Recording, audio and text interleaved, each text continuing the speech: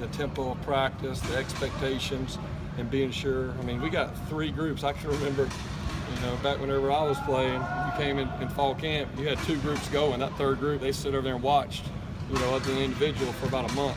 And we got every freshman in there repping, getting a lot of reps being thrown in there, and guys have responded the right way. So I'm really pleased with the start that we've got off to. What have you seen from some of those freshmen? Anybody in particular standing out? Yeah, I think overall, the biggest thing, after the first practice, that's the first time you get on the field with them. After the first practice, the coaches get together in the locker room and they're like, all right, how are your freshmen? What do you think? And this is the first time I can remember that every coach was like, yes, we hit on him. This guy is exactly what we thought, or even a little bit more. And obviously it's early. We're in jerseys and shorts the first couple of days, but just from an athleticism standpoint, and then also from a maturity standpoint. Like I know from my position, Amari Rogers is probably one of the most mature freshmen that I've had in my 8 years at Clemson. Just super focused, and that's not something that you can learn a little bit about them in the recruiting process and all that, but you can't find that out till they get here. And I've been very pleased really with all of our freshmen. We're going really fast from an install standpoint. We really wanted to be aggressive with our install and get as much in as we could, and really challenge not just our freshmen, but really that next group of guys that need to step up this year. And those freshmen have responded well. When you say mature, like what exactly is it that he's so mature about? I just think sometimes as freshmen, it takes them a little while to figure out how serious everything, how important everything is. The install, it's not good enough just to come and have the install meetings with the coach, but coming in an hour early and getting on the computer and taking your own notes before we actually have the meeting. That's stuff that a typical junior or senior would do, and ask the right questions. As a coach, I just can gauge it based off of all. I mean, I can remember when Nuke Hopkins came in as a freshman. I can remember when Sammy and Martavis Bryant, Sharon Peak, and those guys came in as freshmen, and the questions I would ask and the responses I would get back.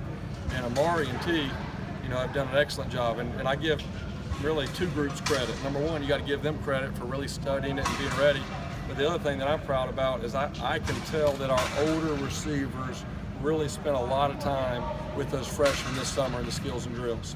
And I think that's something that's unique with our group. And I showed the very first night, I showed our wide receivers a picture of the sidelines, I believe in 2011, and you had Sammy and Nuke, Sharon, Jerron, Adam Humphreys, and Martavis Bryant, 6 guys all on that sideline, and every one of those guys are in the NFL. And I think that says something about that culture, where it's not about one guy, it's about all those guys. And we're going to have that situation. We got 9 scholarship guys, and again, we Mike Williams and some of these guys, those are going to be tough guys to replace because they're 225-pound, 6'4" guys. And so you don't just replace a 4th-year player with a freshman right away. But this is the first time that I've had 9 scholarship guys that I feel like can go out there and play winning football. And so that's exciting. But at the same time, I'm really proud of the culture. You got a guy like Ray McLeod who's taking a lot of time with a guy like Amari Rogers. I'm watching him out here today. And Ray's been out and hopefully be back Monday. And Amari's out there getting a lot of reps, and Ray's coaching him up. And to me, that's the kind of stuff that I get excited about as a coach. How big was this off season from a maturity standpoint and just learning to be the guy for guys like Ray and Dion? Yeah, I think Coach Sweeney and our coaches did a good job of challenging those guys. It's their time to step up. And one thing when we met with the offense for our first meeting of fall camp, we put up the stats, the end of the year stats for the offense for the last 6 years. And I think 4 of those 6 years were somewhere in the top 15 in total offense and scoring offense. Out of 6 years, we're very consistent. So that was the message to the offensive guys is, hey, don't buy the lie that's out there that, oh my gosh, Deshaun Watson's left, the Clemson's offense ain't going to be very good. Well, guess what? We've been very consistent for 6 years with a lot of different guys coming in here. Different coordinators, some different coaches, and a lot of different players. Why is that? Because this is Clemson's offense, and there's a standard that everybody plays to. And all we need those guys to do is play to that same standard, be the best version of themselves, and everything's going to work out. And so really challenging those guys, hey, it's your time to step up. there was a time when it was Deshaun Watson's time to step up. I can remember challenging Mike Williams, walking off the field with him, saying, hey, this is your year. It's fall camp. You got to be a dominant player. These guys, Sharon Peak and these guys aren't here anymore.